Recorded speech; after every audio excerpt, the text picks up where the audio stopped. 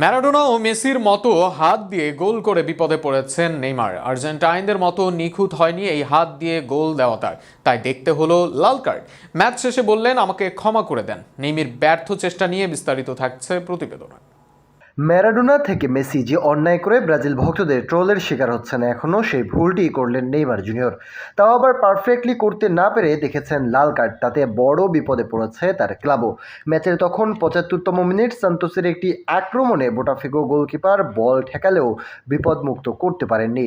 উল্টো বল গিয়ে পড়ে ছুটে আসতে থাকা নেইমারের সামনে, তার শরীরে লেগে বল চলে যায় শুয়ে থাকা গোলকিপারের ওপর দিয়ে। নেইমার হেড করতেই হয়তো এগিয়ে যাচ্ছিলেন, কিন্তু পাশ থেকে বোটাফিগোর একজন পা উড়িয়ে বল বাইরে পাঠানোর চেষ্টা করেন, কিন্তু এর আগেই হাত দিয়ে বল জালে পাঠিয়ে দেন নেইমার।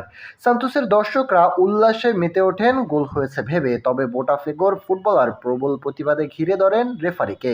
নেইমার তখন মাথায় আঘাত পেয়ে বা আঘাত পাওয়ার ভঙ্গিতে শুয়ে আছেন মাটিতে। হাত দিয়ে গোল করার ব্যাপারটি ধরতে পারেননি রেফারিও। নেইমারকে আরেকটি হলুদ কার্ড দেখান তিনি। ৩৩ বছর বয়সী তারকা ছুটে এসে রেফারিকে নানা কিছু বলতে থাকেন।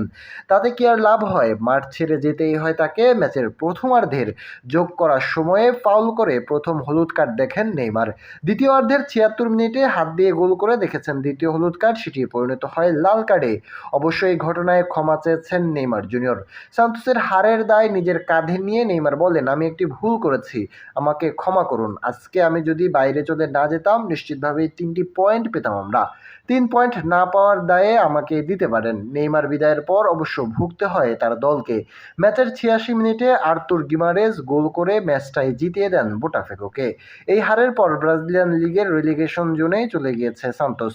১১ ম্যাচ থেকে তাদের অর্জন মোটে ৮ পয়েন্ট। পয়েন্ট টেবিলের শীর্ষে আছে আরেক ঐতিহ্যবাহী ফ্লেমেঙ্গো। ১১ ম্যাচে তাদের অর্জন ২৪ পয়েন্ট।